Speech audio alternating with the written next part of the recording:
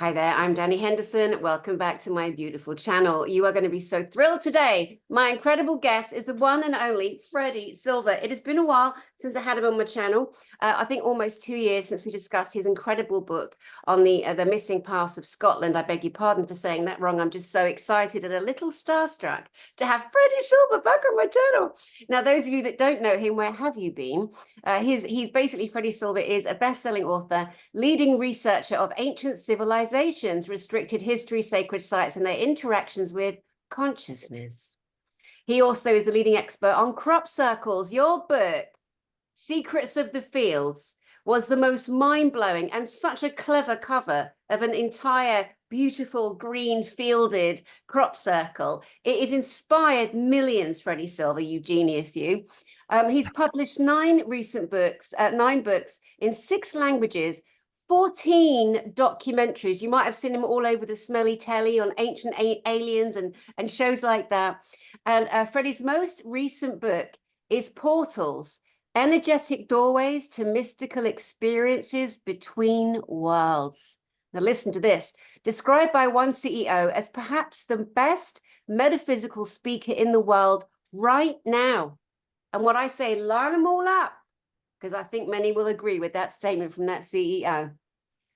He leads sellout tours and true. I tried to book in the last 2 years for GISIC, Galactic Spiritual Informers Connection, and I couldn't get him because he was too well busy around the world somewhere. How rude. Anyway, leading sellout tours to sacred sites worldwide. And for 2 decades, he has been an international keynote speaker with notable appearances at the International Science and Consciousness Conference, the International Science for the Study of Subtle Energies and Energy Medicine. Very important, guys. Go look these conferences up. Freddy's spoken at them all. He's a big deal. He's been on appearances on Gaia TV, the History Channel, BBC, and radio shows such as Earth Ancients, Fade to Black, and Coast to Coast. Freddy Silva, welcome, sir. I got to shorten that bio. Actually, really good. I think my publisher got that off the internet somewhere. I figured that's kind of like the official one. I better shorten that to about 10 words or less. Otherwise, oh look, the interview's over. I'm sorry, I got to go to another one. I love it. It's brilliant. No, I never ever read bios. Never. Look at every single one of my few hundred videos on my channel, but this one was worth reading, definitely. Not only did you take time to put it together, but also it's good and it lists a lot of what you've done. And I really want people that watch this that haven't met you possibly to really know you. We were talking earlier off camera. I met you first in 2007 at the Orb conference in Glastonbury, England, and Graham Hancock was there, and you were one of the last speakers, and you just blew the arse off everybody. It was absolutely astonishing, and I've been a stalking fan of yours ever since. Yeah. Had some hair back then. Now it's more skin colored. Well, that's all right. You're still very handsome. All right, we're going to get to the first question here and kick off with this, directly relating to your book, Portals, Energetic Doorways to Mystical Experiences Between Worlds. Now, what are portals in your opinion, and where are they located across the Earth? Oh, there's one in my living room right now, actually, oddly enough. No, these things are everywhere. They're basically the hotspots on the face of the Earth where the laws of physics, as we understand them, behave a little bit differently, and where the gravitational field behaves in a certain way that allows anyone that steps in these places to, under the right conditions, to go walkabout with a fairy world or, disappear into an astral reference library and pop back a while later and full of information. And when we forgot where they were, our ancestors did us a favor, and they put standing stones, giants' graves, Stonehenge, Avebury pyramids on top of these places, so we'd know where to go. And then when the church finally shows up, they figured, hey, let's cover this old stone circle with a church, and the place where the energy is, where the portal is, we're going to call it the altar, which in Old English was actually spelt with an E in the old days. So it tells you that it's a place where you get altered. And that's essentially what they are. There are these electromagnetic hotspots. The Hopi called them the spots of the fawn. And they have a lovely story about it. Back in the day when we were all much more connected to nature than we are today, at least many people aren't anyway, They said that the creator makes the world and then makes humans and then sends one of them to the South Pole with a drum, which is exactly what you need in the South Pole, a drum. So he's hearing the heartbeat of the Earth Mother and he starts beating the drum. And when there's a sympathetic resonance between the two, the Earth becomes abundant with life and sends energy, streams of energy to the surface, and the Earth becomes abundant with life. And they said, but there are some places on the face of the earth that are more abundant with this energy than others, and they were called the spots of the fawn. It's a lovely way to describe these little hot spots. And then, NASA picks up the story in 2008. They released this press release, which I still remember because they used the word magnetic portals, which is very daring for scientists. And they said, and I quote, there are magnetic portals that rise up like spirals, like tubes out of the atmosphere, and about 1,000 miles above the atmosphere, they interact with the solar wind. They create these X points, and those points go straight to the sun, and they open and close every 8 minutes, and they probably go beyond that. Now, the funny thing about that is that NASA just validated what the Indian people in the south of India, what was the Tamil culture, 8,000 BC, were describing using their own language as the serpents that move along the ground that are mirrored in the sky that are the arrows of sorcerers. A sorcerer being someone who works with, the source, earth energy. So NASA basically, with all of this millions of dollars of taxpayer money, finally found what ancient people were discussing all along. So essentially, in a nutshell, that's what portals are all about. That's beautiful. Can you tell us where specifically we might find one? Like, we understand that Stonehenge, Glastonbury, areas of Glastonbury are suggested as such places, but where actually are they? Where would we look? Oh, exactly the same place that you just mentioned. Anything that pretty much has a sacred space on it is on top of a portal, on top of a hotspot. Some of them are much more subtle than others because they haven't been used as much. But the ones that get amplified by the constant use of prayer and just people going there and offering, a gift of thank you, like watering a plant, those are still much more active. So if you go to Egypt, for example, I mean, all the altars and the holy of holies in all the temples, that's where they are. The Great Pyramid, naturally, not the only one, of course. The Middle Pyramid, not so much. Not many people use that one so much. But essentially, anytime you put a standing stone or a megalith in these places, that's essentially what they're marking. In fact, the Romans, when they were marching across Europe, they would come across dolmens and standing stones, and they called them the alterare, which means to mark, to locate.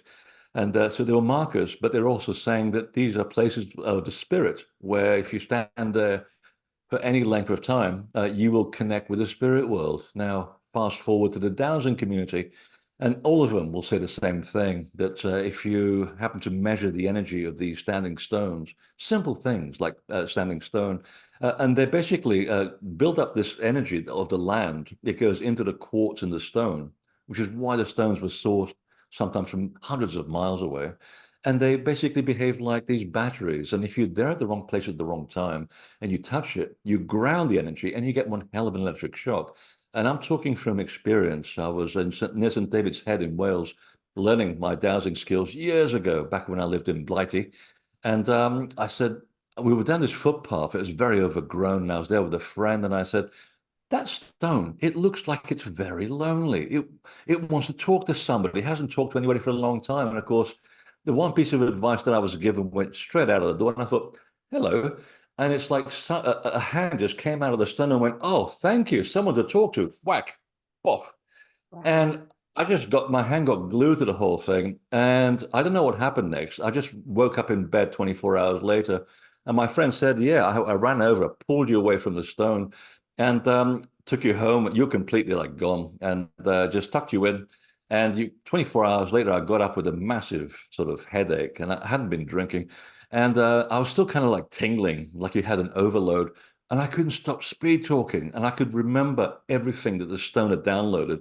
And there were basically, it had memorized events such as births, deaths, duels, marriages, divorces, love affairs, everything that happened in its periphery, God knows for how long.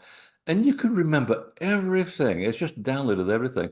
And that's when you realize these places really are repositories of knowledge, which is what the Egyptians used to call them. So they're very magical things. They're very sensitive beings, these places. They're very easily offended. So the best thing is honor them. And you Yes. go there, show respect, and you'll get wonderful magic in return. That is so beautiful. Just on that vein, again, the places that you and I know and have both been to in England. I think it was you that told me about the henge, the Pewsey henge, because remember I told you that I've climbed Silbury Hill 6 times. Not that we recommend it, of course.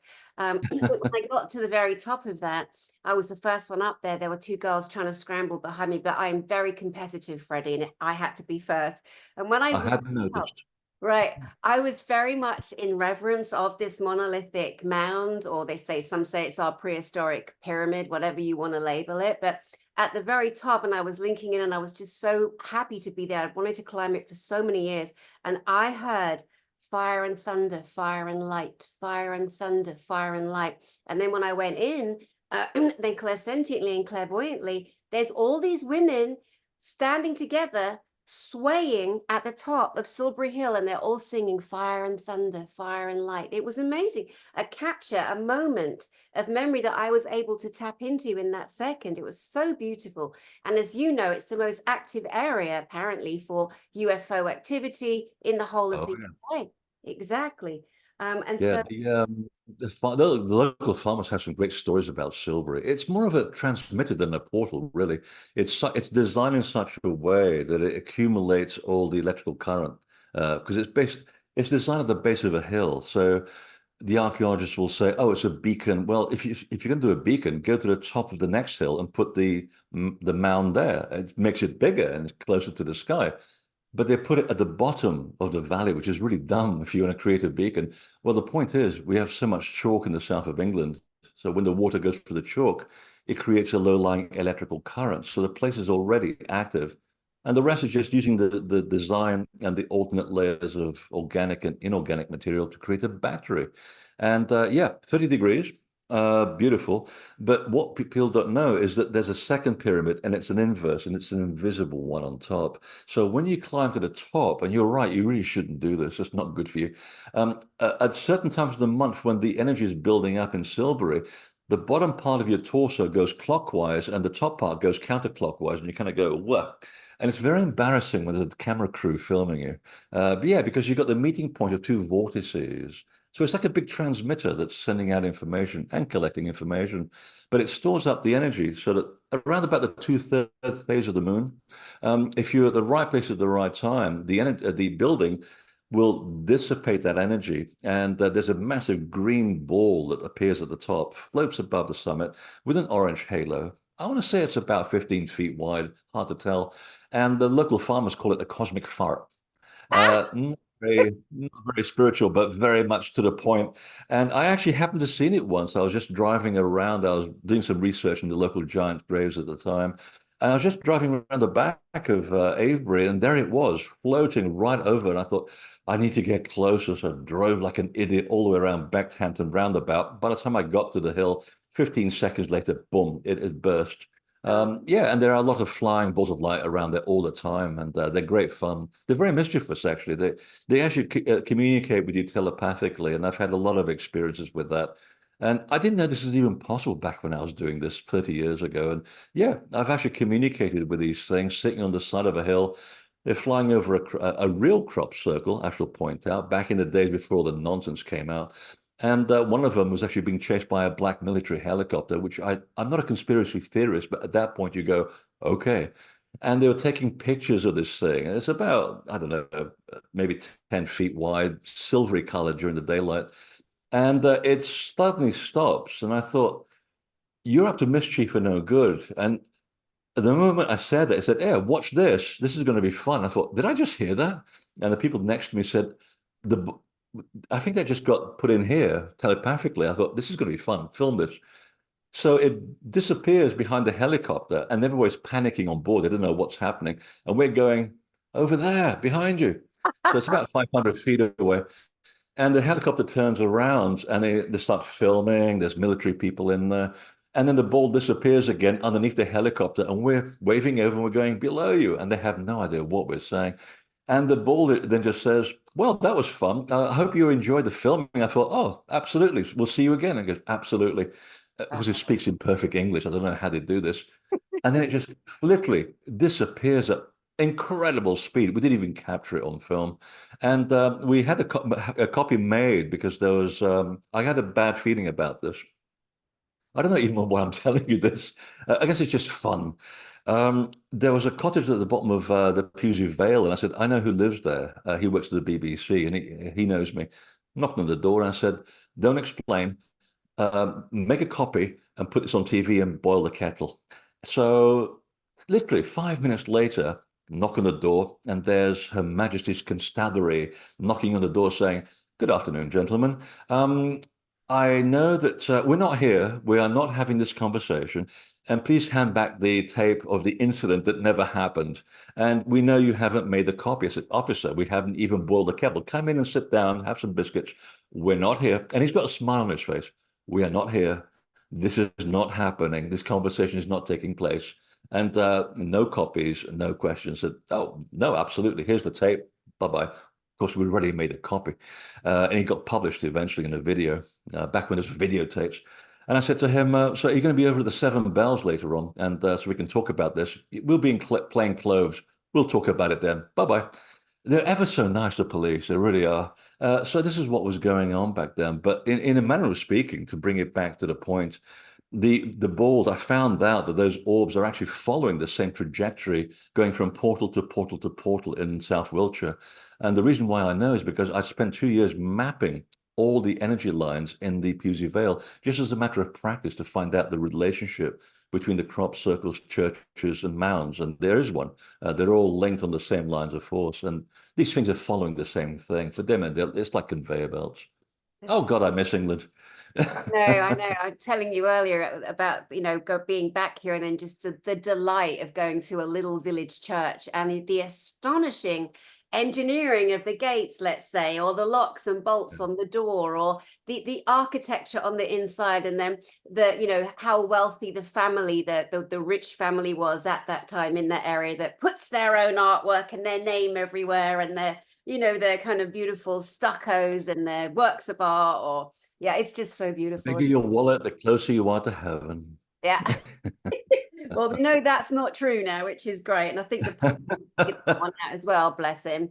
Let's jump back to the portal information here again, and that the latest of your incredible range of brilliant books.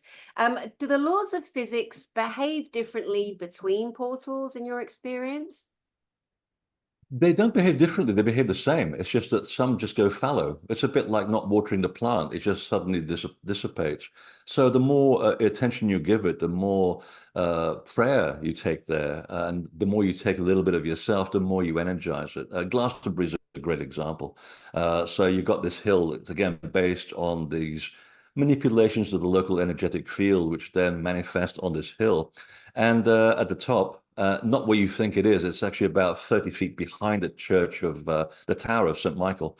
Everybody goes to the tower, but the actual hotspot is not far from where the actual map of the area is. There's a big sort of metal map there that shows you what you're looking at. It's just below the hill there. And in fact, Hamish Miller, the dowser, actually picked up on that a long time ago in one of his books. And so basically, this is just energy, and like sometimes the energy is a little bit up, sometimes a little bit down. It basically centrifuges around the energy of the core of the Earth, which gives it its motion. It gets its energy from the sun, the motion of the moon, and all the other telluric currents flowing across the Earth. But sometimes that energy just goes a little bit sort of sapped. So when you go to Glastonbury, sometimes you get there and you know you're not going to like it because, idiots have been doing stupid things on top of the hill. And of course, the energy remembers everything. So if you go there doing devil worship and all kinds of strange witchcraft for the wrong reasons, because there's nothing wrong with witchcraft. In fact, they were mostly midwives originally. Yes. It turns out that that goes into the actual energy field and it starts to deplete it, but it will also duplicate it like a copying machine. So you go there, and there's groups of people, and I'm part of one of those groups. We go around the world cleaning up the mess that people leave behind at these places, put them back to neutral. And there's some very famous people involved in this, by the way, and I can't tell you who they are, of course. We keep a very low profile. But that's what happens. We call it spiritual terrorism. We go around cleaning up the mess that people leave behind energetically at sacred sites and put them back to neutral. It's not about bringing it back to the light, it's bringing it back to its original function. Otherwise, we're imposing our will, and that's not right either. As much as I'm lighty-lighty, that's imposing my will. The trick is to bring it back to what the original builders had in mind for these spots. So places like that, yeah, the energy is still either very abundant because it gets worked and worked, because we're part of the equation. And also, by the same token, if you let it go, it dissipates. That's the way it goes. That's incredible and such a good point. Thank you for raising it. It's so important. It's such a massively important point to say that all these people that go around the world, you know, infusing their energy because they're the Queen of Sheba and the King of the world and the universe and all that utter bollocks, that delusional bollocks. I've seen it done in Hawaii as well, on Kauai.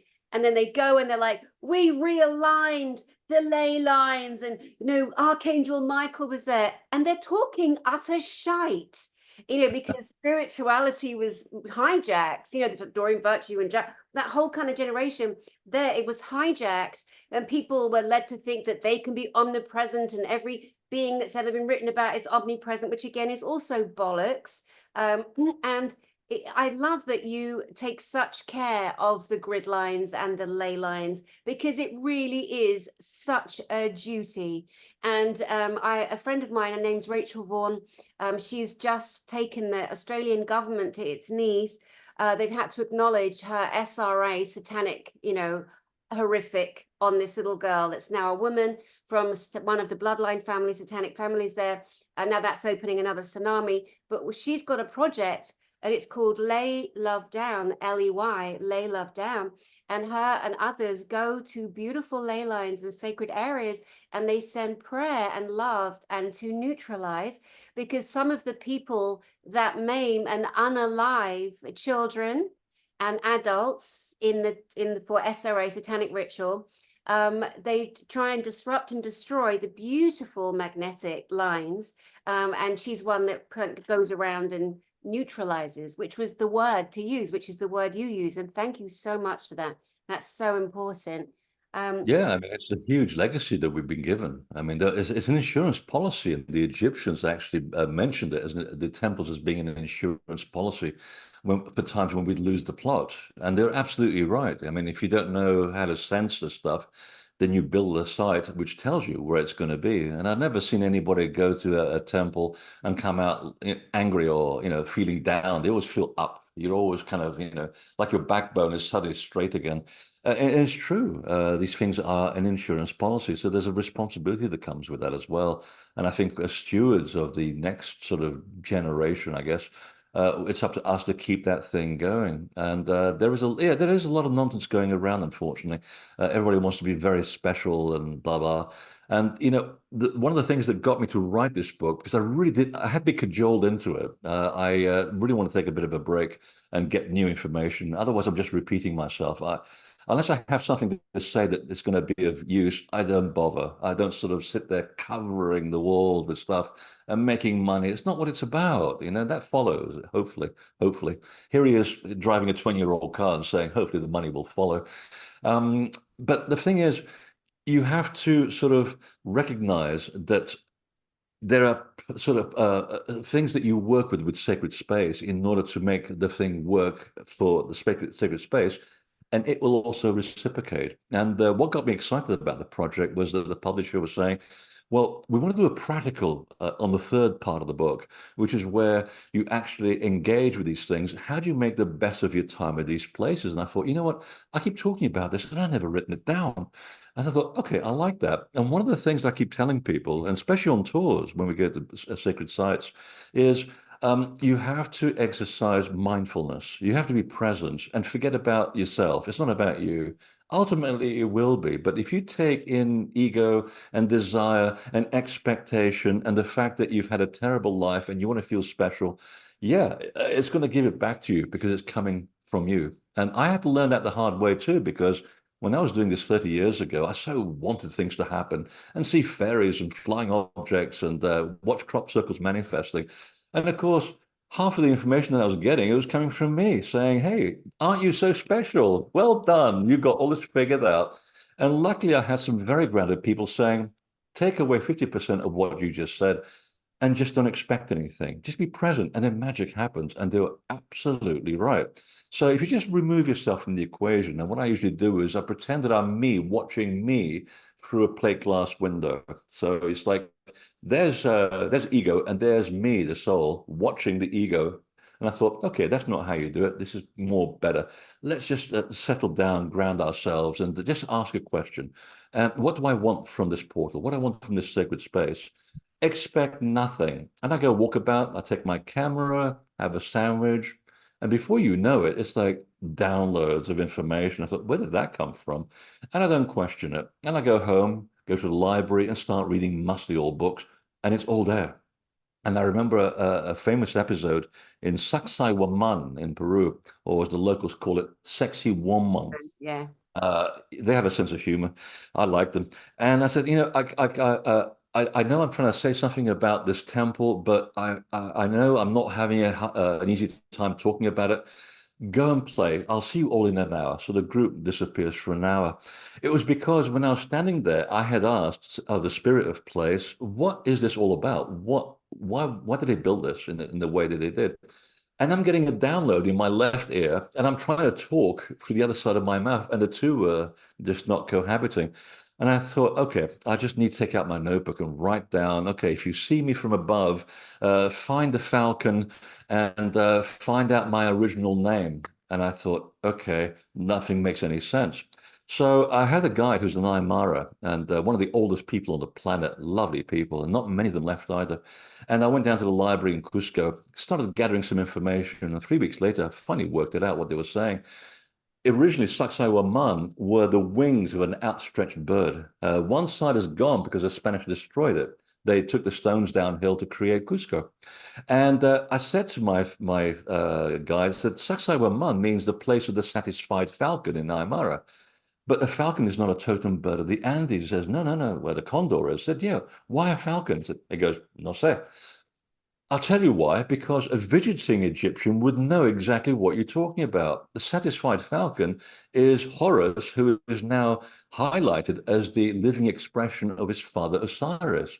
So this is an Egyptian story, and this is part of an initiation complex. And it turns out there are three sites linked to each other in a perfect equilateral triangle, which are all part of an old tradition that nobody knew about. That's from me standing in the portal in Sacsayhuamana saying, what's this about? And boom, down comes the download. You do the research, of course, because you have to. And next thing you know, you've got you've got a documentary lined up. So that's how it happens. You take your information, you take yourself there, be pleasantly surprised, and be very mindful of the environment. And you can start picking up subtleties in the landscape. So this is why I tell people it's good to go and engage with these places because it makes you feel good. That's so fascinating. And again, an incredibly important point to land in this conversation, in terms of not only the ley lines you going to neutralize what people try to, insert of themselves and their huge ego and their funky energy, quite frankly, but that you went to Sacsayhuaman. I've been there too. Stunning Cusco, stunning Machu Picchu, breathtaking, and that you connected with respect, which is the trick. You didn't force yourself. You were just neutral and open. Exactly. Received information that then you went to verify and validate, as opposed to some people, which really concerns me, because everyone is so hungry, which is why I want to talk about all your books at another time, so we can educate people where to go for real information, right? And I hope so. Oh my, well, totally. And there's people like a woman recently put out a book. She got information on Egypt and Atlantis through hypnotizing people and put their information in her book. And she's one of the things she says is that the pyramids came out of the sky. They came from sixth to fifth to fourth, now to third density.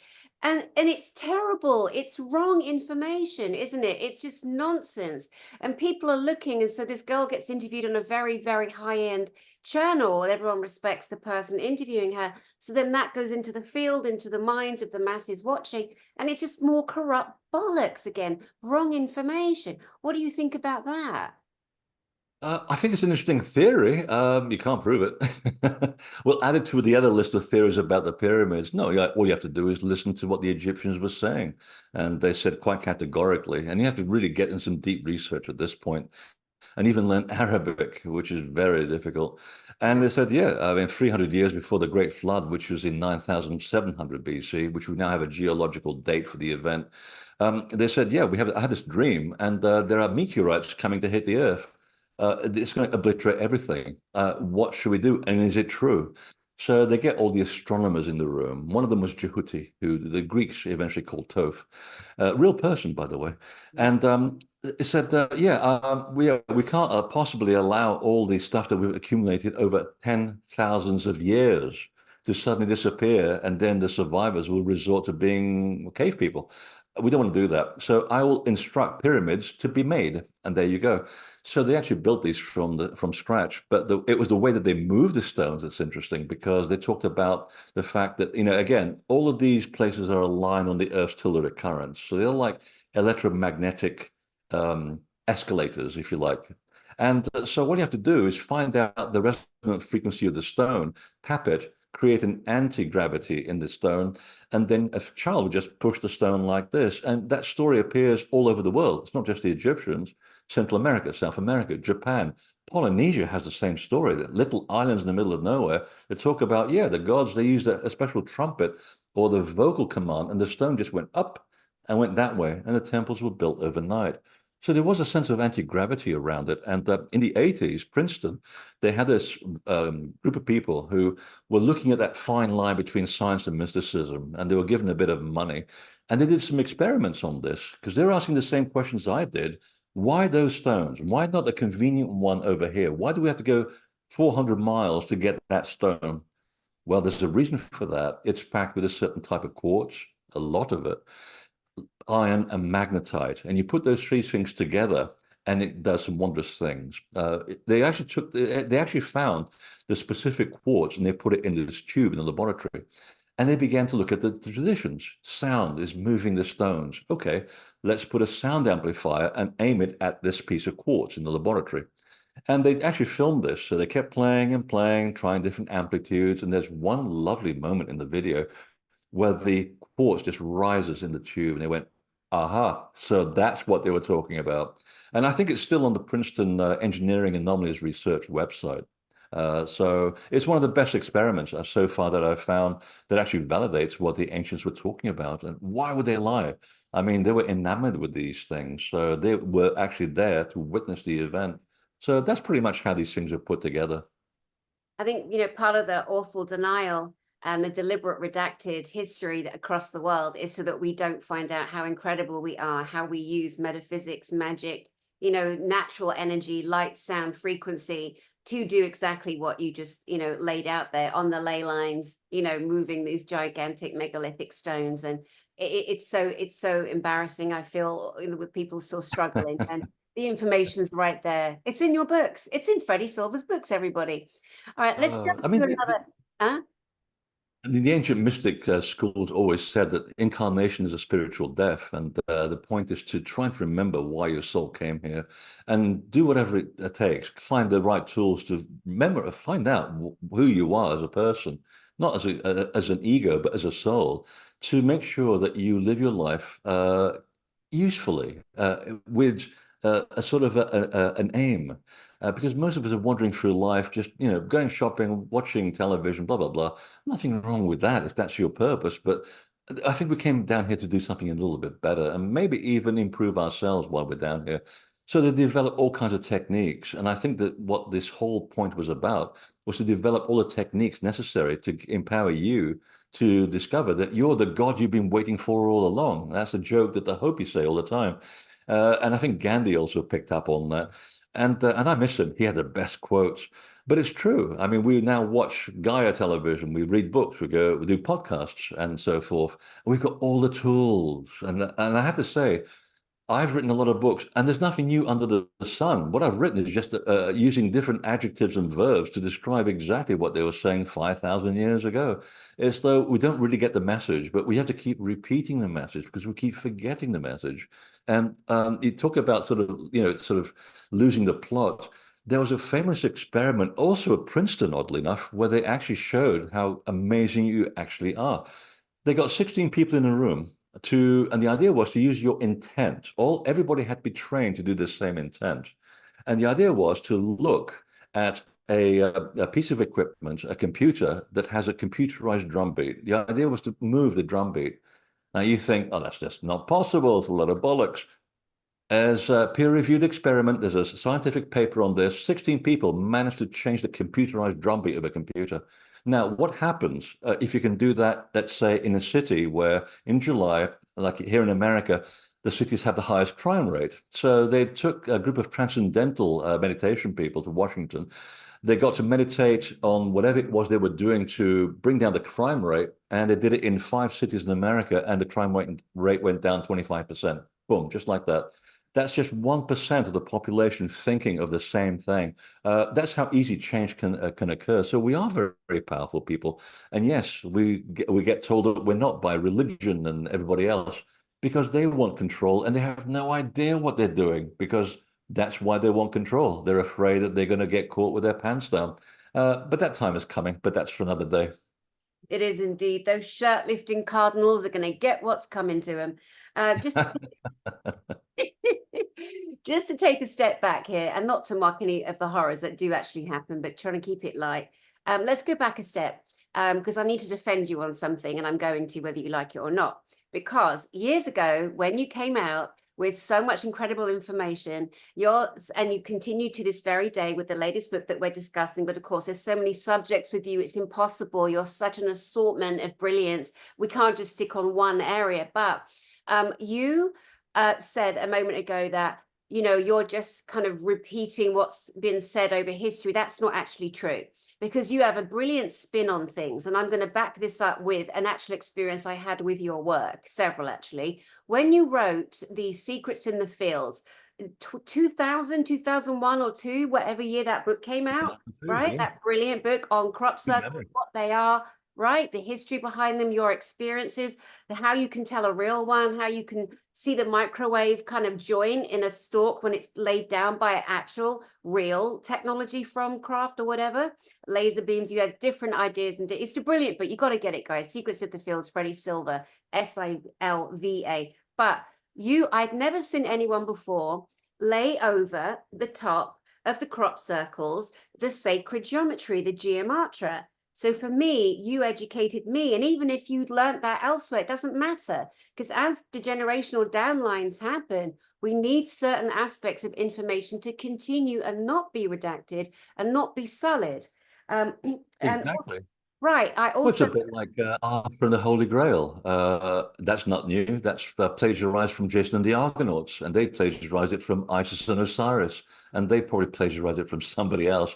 Of course, I'm being facetious about it, but the point is, we just use different adjectives and verbs and nouns to redo what the ancestors did. So we literally are walking on the shoulders of giants. We're just moving the story into another era for another audience. I mean, Star Wars is the reworking of the Arthurian story of the initiate overcoming all of these hurdles to become a better individual. And it's not about Luke Skywalker. It's not about Han Solo. It's about the redemption of Darth Vader. And if you look at the whole story, he starts off wanting to be in the light. He wants to be a Jedi master, a master of the Jed Pillar, which is an Egyptian story, by the way. And he gets seduced by what? Fear. Because he's going to find out, he's got a dream that his wife is going to die. So he suddenly becomes attached to his wife, as he should do, love of his life. But he falls into fear, which is the one thing you should never do with this work. Don't let your emotion cloud your judgment. So, of course, he gets seduced by the dark side, completely goes AWOL to the other side. And eventually he gets to meet out with his son, Luke Skywalker, and it sparks that little bit of divinity still left in him, the little light, the little pilot light that still remains after all he's done. And he goes, "Look, I am your father." Sorry, "Look, I am your father." No, absolutely. And it basically rekindles that sort of love in him. And at the end, at the very point of death, he redeems himself and he returns to the light. And he's now a shining one. I mean, that is the story of Isis and Osiris, of every other amazing myth. But there's nothing really new in that respect.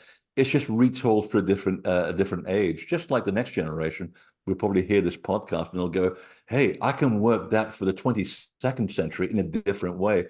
And I'd love to find out what they do with this. Yeah, definitely. Another very important area that you trained me into looking at and paying attention, which is still a constant source of fascination, is red granite. Can you tell us about your knowledge of red granite, why the obelisks, some are made from it, and what was the whole point of red granite? Oh, it's one of the most energetic rocks on the planet. It mimics the human body. It has quartz, which is also the silica that runs through your bones. It has a lot of iron, which is the iron that flows through the blood in your body. And it's packed with magnetite, which you have millions of bits of magnetite floating in your skull, allows you to orientate to magnetic north and so forth. So it's a mirror of the human body. And in the old days, especially in old Europe, the temple builders used to source this stuff in order to place the foundation of the altar in Celtic Christian churches. And then the Gothic cathedrals that came after that, they put their altars on a slab of red granite, which is a real pain in the ass because there's only two places, I think three places in Europe where you can find the spots of red granite. One is somewhere in Bulgaria and the other one is in northern Scotland. So they had to go through a lot of trouble to do this. And the reason is, like the Egyptians and the Tamil of southern India found out, was that it's highly energetic and also it acts as a massive battery. I mean, if you, again, going back to the story of intention, that you can actually send a packet of intention to an object like a computer, you can do the same thing to the stone. So you can imprint information in the actual quartz of the stone. And you stack that stone with, 1 million tons like you have inside the pyramids of Egypt, it becomes a piezoelectric receptor. So whatever you take in there as an intention, the stone remembers everything, which is why we have to keep doing spiritual terrorism in the Great Pyramid every single year because it's full of nonsense in there. And sometimes I actually sit there almost crying at breakfast. I'm about to take the group in there for a private time, and I'm looking at the building is looking at me, and I'm going, "I know, I'm sorry." And while we're having breakfast, I'm projecting my intention into the building, imagining myself in the room, clearing the nonsense, removing all the thoughts and hopes of people and all of their problems, because people take their problems to these places. Don't take your problems into a portal. It doesn't want to know. If you say, "Look, I really need some clarification on this to become a more grounded person, a more balanced individual." Oh, now the portal is going to say, "Absolutely, I've got exactly what you need. Just pay attention to the coincidences, your dream states, strange words coming into your ear, and boom, and you got all the help you need." But if you take your problems with you, or you are going there to do, major satanic work and all this, yeah, the building's going to go, "Okay, that's what you want." So someone's got to clean that up and put it back to neutral, and it's bloody hard work. So yeah, it's that's how it works. That's so beautiful. Let's just spend a moment here talking about some of the other great work that you do around our planet when you take people on these tours. And you're, like I said, I've tried to book you, hire you the last 2 years for our conference, Galactic Spiritual Informers, but you were opposite sides of the world both years and this year. And you just do such great work, and you have these tours and you lead these groups, and please share some of that with us because I know there's more coming up and people will want to know about it. So share some of that with us, please. Yeah, I've actually in an enviable position of, or maybe it should be enviable position of selling out tours in 50 seconds. I mean, I can't even put it up on social media. And my colleague in Canada says, "You don't need to advertise it." Why? I'm about to put it on. No, you don't need to do that. Why? It's sold out, both of them. What? And people are sending me hate mail, of course. And I said, we got to design a better system. So we now have a lottery. So people are now, there are thousands of people are moving in. I spoil people, I really do. I want them to have an experience, not because I want them to hear what I have to say, because that's boring. I can't think of anything more boring than 10 days listening to me, talking about the building. I'll tell you the important things that merit attention, and then I'm going to give you private time to go and play, and then we'll talk about it. I'll say, okay, why? What are you looking for? Well, I'm not sure. Well, think about why you came on the tour. Well, I was kind of looking for this. Good. Hold that thought. Now go into the building with that thought, and don't expect anything. Okay, expectation is a killer. Expect nothing. And that's all the information you need. And they look at me like I'm kind of making shit up. And afterwards, an hour later, we'll come back and have a little sort of a little drink. And I said, well, there was this one room. It literally, I was walking by these 13 chambers, and one of the chambers, it's like someone dragged me in there. And I spent a whole hour in there just meditating. And I've got incredible notes. And I said, was it what you're looking for? It really was. It doesn't make much sense now. And I said, do you realize what that room is? She said, no. I know. I didn't tell you for that reason, because it absolutely matches the intention that you took in there. And you didn't know it. I didn't color in the details. You found out. Your subconscious connected with the memory of the room, and the God of the room connected with you, and you're having a lovely time. And that's how it works.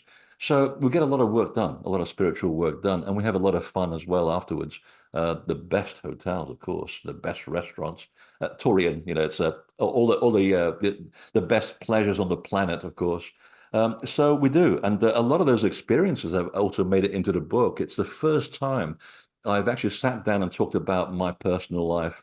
It's something I never do, or very rarely. Unless I'm trying to make a point, because what my publisher was saying is, people are really keen to hear how you got to where you are. And I thought, come off it, people aren't that bored, surely. I said, no, they really want to know, because what has happened to you has changed you, and it's a wonderful blueprint for others. And I thought, who am I to disagree with public opinion? So I began to write down all the personal experiences that I had with people on these groups around the world. And there's been some really magical times. I forgot about them.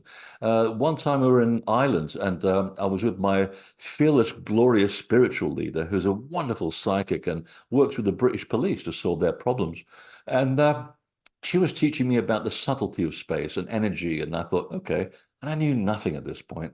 And we'd go to this mound, which got turned into a churchyard. It was actually a graveyard in Ireland. And we were just there cleaning up the mess, cleaning up the energy, and put in some information in there and got some information out. 20 minutes later, exhausted, you come back into the body. There's a group of about 15 of us. And I got my arms next to me, and I can feel someone, there's a pressure on my finger, like someone's holding onto my finger. And I look down, and I pulled up this creature completely naked, about this big, with a turnip head, with a big belly and spindly little legs, kind of like the ones that Brian Froud draws in his book Fairies, by the way, which makes me wonder about him. And I picked him up and said, "What the hell are you?" And he starts complaining. I thought, "Oh, bloody hell, I better put him down." And my the psychic next to me, she's laughing her head off, and I go, "What the hell is this?" And people are going, "What are you two laughing at? What are you looking at?" I said, "Can't you see this guy? He's very proud," and he was. And I thought, I'm going to show him the right respect. And the two of us apparently could see him as clear as daylight. And that's when I realized I got to quit my day job and do this, because there's something of real value here. It really connects with you. And yeah, he was just one of the little spirits that were there that we helped sort of to bring him back to the light. He was a bit sort of perturbed that he wasn't aware that he was actually dead, but that's not what he looks like in his reality. He's given us an idea that is comfortable to us to perceive him. So if this had happened in Persia, he would have looked like a jinn, because that would have been more acceptable to that culture. But the thing is, the moment you cross the perimeter of that portal, because there is a perimeter around these things, he just boom disappears like a soap bubble, and there it was gone. But still felt him sort of hanging onto my fingers. I'm walking out, it's like little hands, like this. It was a magical moment. So we do have these moments in the groups, and depending on the group energy, because it's all about the group energy. These places were built for individuals, by the way. It's about you working on you. So if you take a group, say to the Great Pyramid, if the group is of a certain like mind, then real magic really happens. And I remember we took 16 people there one day, and I think it was during COVID. I can't remember. So we had the country to ourselves. Everybody seemed to be exactly on the same page. It was very rare to get everybody in the group on the same page. And I like taking small groups for that reason. And I thought, we're going to have a good session in the Great Pyramid because even I don't know what's going to happen in there. And I've had my share of experiences in there, and I've seen people coming out of the stones, and I have eyewitnesses to prove this. But I thought I never expect anything, and so we all went in there, we got prepared, and then we turned the lights off, and I saw the same guardians coming out of the stones, surrounding 16 people. Again, very tall, dressed in these wonderful white robes, lovely people, and I know who they are. And they stood behind each person with their arms out like this. And of course, I'm doing a guided meditation in the dark and I can see them. And in the back of my head is, I hope people aren't thinking of like falling over and cracking their skulls on the floor because that's not bad. That's not good advertisement for the tours. And then, 40 minutes later, we're back in the body. We take quiet time and then have a lovely finished meal at Manor House, watching the pyramids. And I said, look, I didn't tell you anything about the building, and I told you not to take anything in there, any hopes or expectations. But does anybody want to share any experience? Half of the group described exactly what I saw. Said, yeah, there were these tall guy that came up behind me, or woman, you can't really tell, and put their arms out, and I felt like I could lose my fear, and I could feel like I was dropping up over like this, and I was protected. And I thought, that's exactly what I saw. Thank you for validating my experience. So yeah, there were so many of these stories that eventually made it to the book because they give people permission to believe that real magic really does exist. Yeah, that's so beautiful. So you go to Egypt, like the pyramids or Luxor down the other end of the Nile. And what other places do you go to? You mentioned Ireland. Oh, we do it all. In fact, we do it backwards and the correct way. People get really frustrated when they get there on the first day, and they bring all their baggage with them, of course, the tension of the Western world. And they paid money and they want to have an experience. I said, you're getting no experience whatsoever. Otherwise, it'll come from you, and there'll be money wasted. No, just let it go. And can we go in the Great Pyramid? No, no, no, no, no. But we're so close. Yeah, we are, and yet so far. So we go for a nice walk around the Giza Plateau, take it all in. And I go, no, the way you do it is the old way. We start at the bottom of the Nile. We start at Phila, one of the original mounds of the gods, which is probably dates to about 22,000 BC, the original temple. And there's alignments to prove this.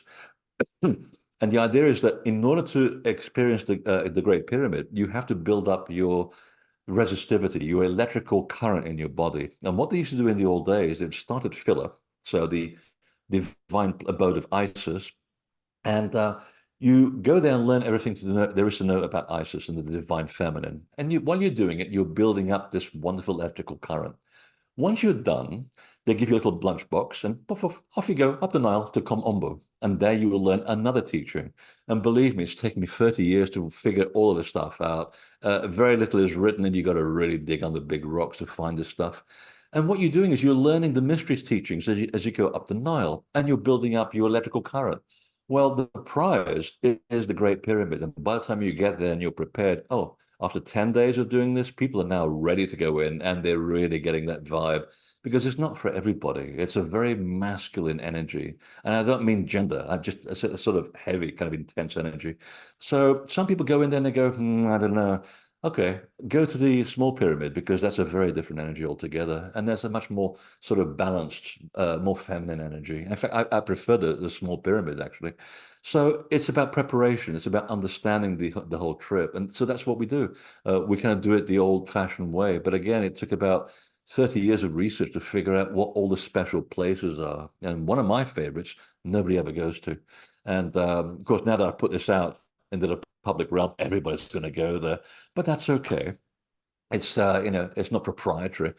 There's a temple which was built by Tutmosis III. It's a massive building on the west bank of Luxor, and it's appalling. It's not aligned to anything, which is a deviation of temple protocol.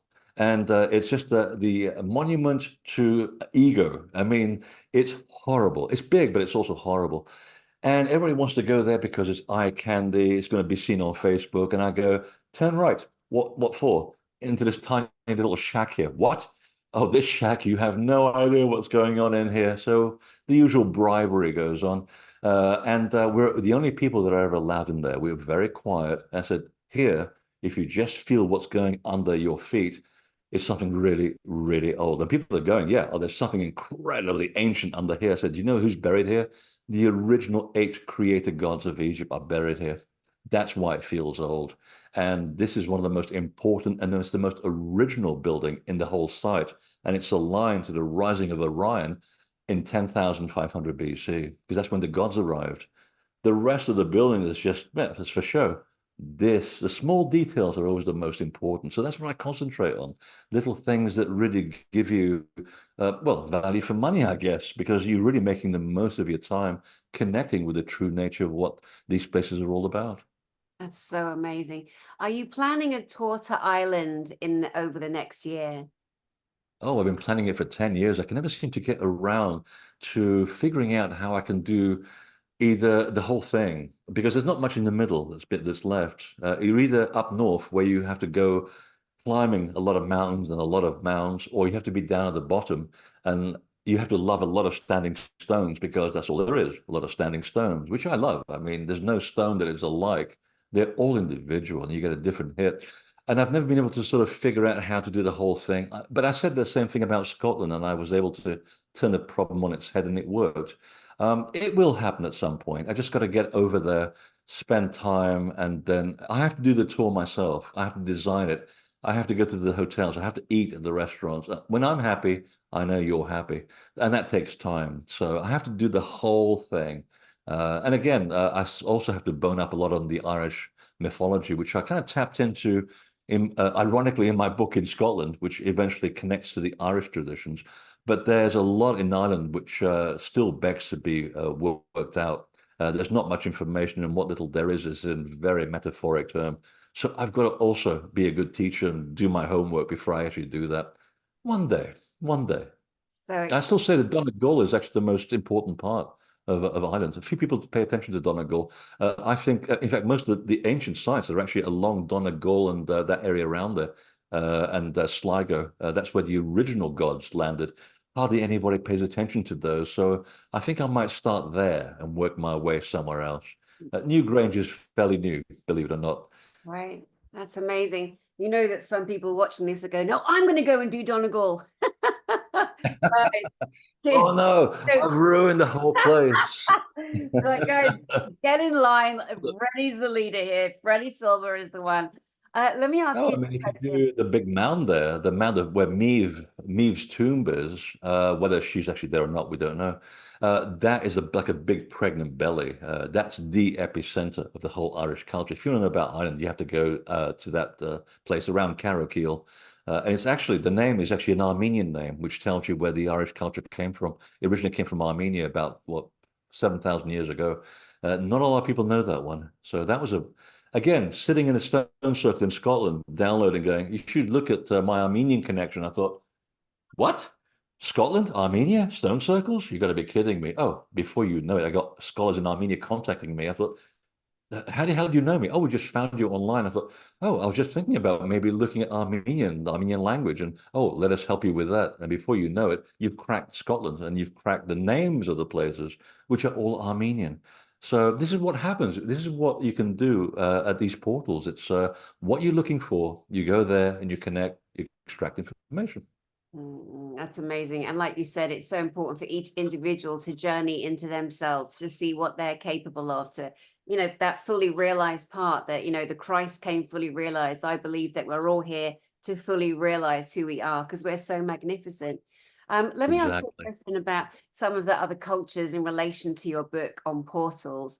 How do the ancient people like the Hopi, the practitioners of Shinto in Japan, and the Magi of Persia refer to these special places on the land?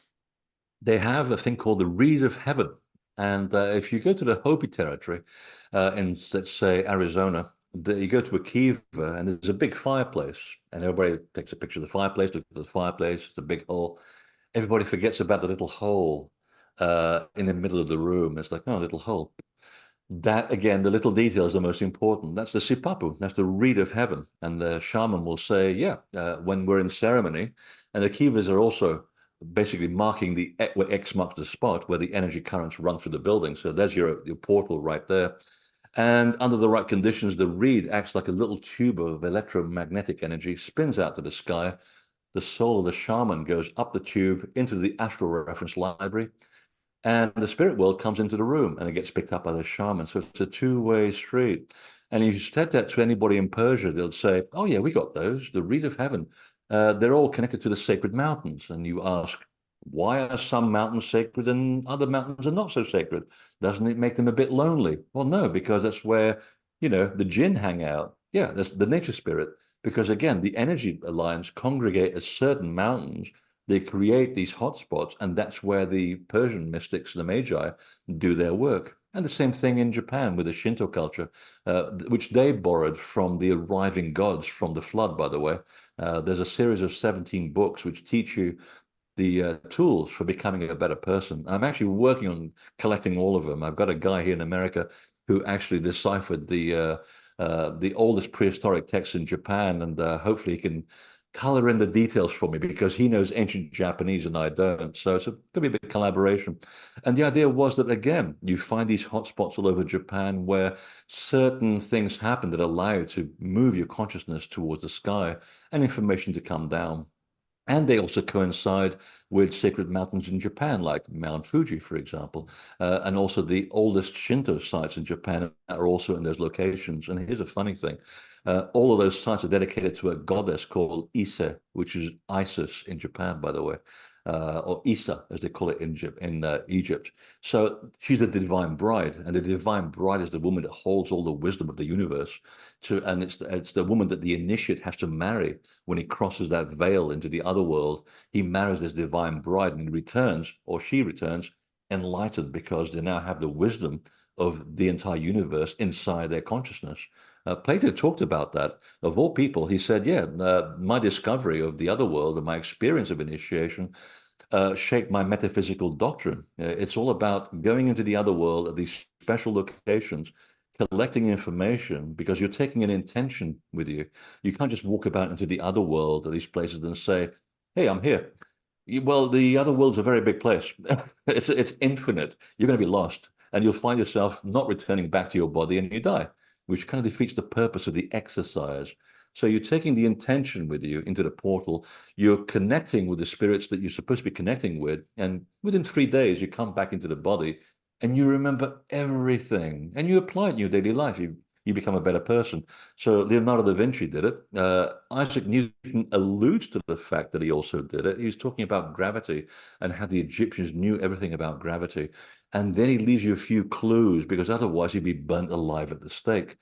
So everybody that we know was a great healer, a mathematician, a pillar of the community, even leaders. They also were people who experienced this connection with these portals and came back and applied the information. Incredible, absolutely incredible. Um, you know, I'm going to ask you about the Green Man in a second, but I want to take a step back to Silbury Hill because you've just reminded me of something. It is I said mean, there's a nice pub around the corner. that great pub, the Red Lion, and with the well, with the amazing well in it. It's just amazing. I love going there. I love it. And you can touch all the stones, and there are so many. But you know the author Barbara Han Clow or Barbara Han Claw.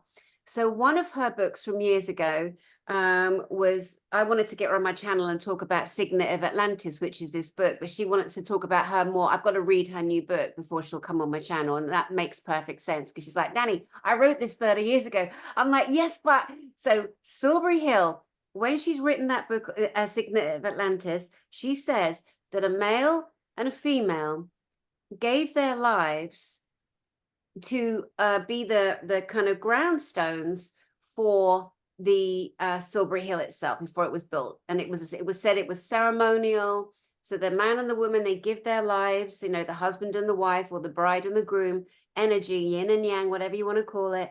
And they're in the base of the hill, and everything else has been built up around them. What do you think about that? I've never heard of that one. I do know that there are dwarfs that were buried at the entrance to Avebury around the corner. The idea was that you give your life to the tribe. It was a time of incredible climate change. So someone had to give their lives and be buried at the hotspot of the temple in order to go to the other world to return the information back to the shaman, the tribe, to find out what the hell's happening with the weather? We need to grow food. So it was a privilege to be ritually killed in order for the tribe to survive. But I don't know that one in connection to Silbury Hill, but it wouldn't surprise me because what I do know is that there were people that came from all the way as far as Palestine back in the day, so 4,500 years ago, to bring a little bit of stone or soil from their sacred site to put it at the base of the original mound, which was discovered, I think it was actually on the day that the Apollo landing took place on the moon. So it's a hill of light dedicated to the moon, which is ironic. And they found the original mound still with the grass attached, and the grass went black within seconds because it oxidized. It had been protected from oxygen for 4,500 years.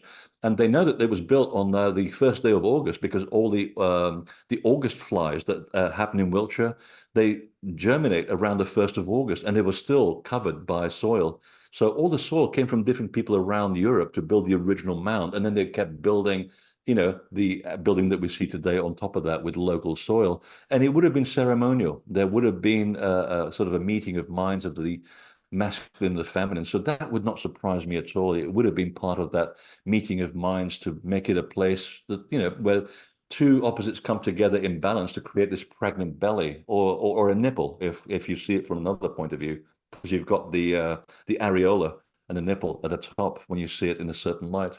So that wouldn't surprise me. Yeah, that's incredible. So tell us, who is the Green Man and why is he important? Oh, it's a great pub. Uh, Actually, it's the first pub I go to when I go up to Heathrow, and I go straight to the Green Man just opposite my hotel and get a pint. It's all that's left of Heathrow Village. It's quite ironic that the pub survives.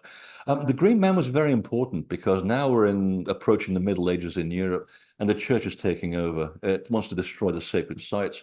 It wants to force everybody into church. So once you don't have your sacred site, the marker has disappeared. And so the stonemasons decided to fill in the gap and go, oh, we can communicate to people where the energy is by going chalk, chalk, chalk, chalk, chalk, and creating this guy with foliage coming out of his mouth and his nostrils and his ears. And wherever you find a green man in churches in Europe, and there are more effigies of the green man in churches than pictures of Jesus, would you believe? And it tells you that the building is on a special location because the green man represents the fertility of nature on the 21st of December, when nature basically has all fallen in on itself, everything's died, now it has to be reborn. So the spirit of the masculine takes on the responsibility of diving into the depths of the dark earth and mating with his divine bride, which is the earth. And when the divine marriage is consummated, he rises from the dead on the 25th of December. Does that sound familiar to you? It's the same day anniversary on which Horus, the resurrected god-man of Egypt, was also celebrated. So it's a celebration of the resurgence of life, which is only possible by the resurgent electromagnetism of life. So it's a very scientific concept reduced down to a simple symbol. So if you look at the green man in the buildings, that's where the energy current runs through that gives life to earth and you. So you get the tingly winglies by standing next to them. And when the church finally cottoned on what was going on, and it took them a couple of 100 years to work out what was going on, they're not very quick. They outlawed the green man. So the stonemason said, oh, that's okay. We're just going to carve dragons and serpents. And that went on for another couple of 100 years. So the serpent and the green man also are concurrent in Gothic cathedrals and old European churches to tell you where the path of the energy is running through the building. So if you're in Mont Saint-Michel, for example, and you want to find out where the hotspot is, where the original portal is, just follow the clues in the building, in the pillars, or in the corner of rooms, and you go, and you keep following the green man and the dragon, and before you know it, you'll come to an underground altar. There's two of them, by the way, and that's where the original portal is. They've now actually sealed it off. There's so many people going to Mont Saint-Michel, they don't allow you in there. But in the old days, when you could go in there and it was very quiet, I got a photograph of the two altars, and so does Hamish Miller, the dowser. So we know what was going on. So it was a wonderful way to communicate with people about the hidden energy of the building. That's so fascinating. You are so fascinating. And the information that you've given and that you research and that you write about in your entire library of brilliant books on so many different subjects they are the most important subjects. They are the most important answers that we need at this time. As the world is ascending, as we are ascending, as we are upgrading, we must have access to the real, verified, proven disclosure, on our planet. And for me, you seriously do represent that. I wanted to. Oh, thank you. Well, You're my mentor was John Michel, so I'm welcome. hoping I'm following in his footsteps. He dotted the I's and crossed the T's. So when you have John Michel as your foundation, you got to really rise up to the occasion, because he was one of the best researchers and writers I've ever encountered. An incredible writer too, romantic and scientific, and a real dandy as well. I mean, he was just a wonderful debonair gentleman. So I miss him. He's a great example. Oh, bless you. Wow. Yeah, something to live up to, isn't it? And then continue the pride in the work to ensure it's correct and do it for the right reasons. And you are the most humble man. And Exactly. yeah, something you said about the Green Man and the way that the assholes, for want of a better word, that tried to decimate, our true history, would put the Green Man there as here's a clue, like right over here kind of thing. One of the other things that they've tried to do, redacting the ancient images of, let's say, Pan, Pan, Pan, the nature god, and, giving him hooves and the tail and the horns, but attacking that as an image of the devil, let's say, to make people turn away, or the word daemon, which was more alluding to angel, but then they turned it to demon, to demonize it. And again, the people that don't realize, but through your work and your books and your documentaries and stuff, will come to learn so much information quickly on these things that you're sharing, that I just mentioned there as well.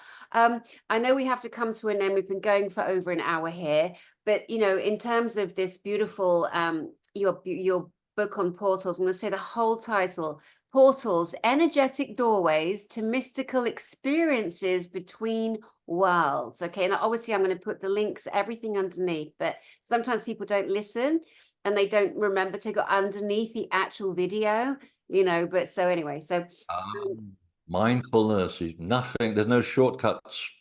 Yeah, even the Mandeans are still pissed off 2,000 years later at Jesus for taking shortcuts into initiating people into the mysteries, and that was 2,000 years ago.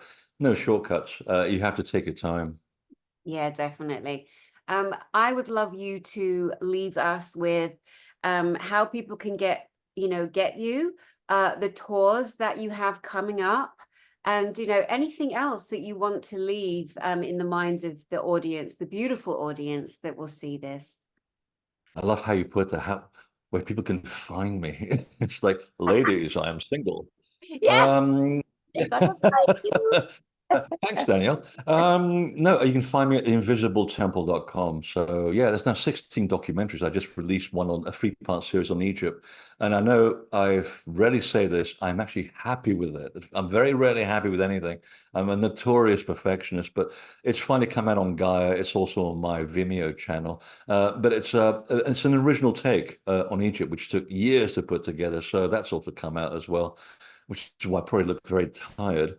So yeah, invisibletemple.com is where you find all the books, DVDs, and a lot of articles as well. So you'll be there for about a week. Excellent. Fantastic, Freddie. Thank you so much. And just to let people know that you will be coming back later this year, and we're going to do my new book club. You're the one that inspired me to do it, where we're going to bring a Oh collection. my God. Yeah, I'm blaming you, Freddy Silva, for inspiring me. And people are going to be so grateful. So we're going to sit and we're going to go through some of the books that you've written, because there are so many, and talk about some of the most fascinating points, of right now learning and history that hasn't been redacted. You've brought it to the forefront, which is so great. So Freddy Silva, you are a legend. Love you. Thank you so much for being here. Thanks, Danielle. And to you guys watching, wow, right? Wow, Freddy Silva. So guys, sending you love from my heart to yours, and I will see you soon.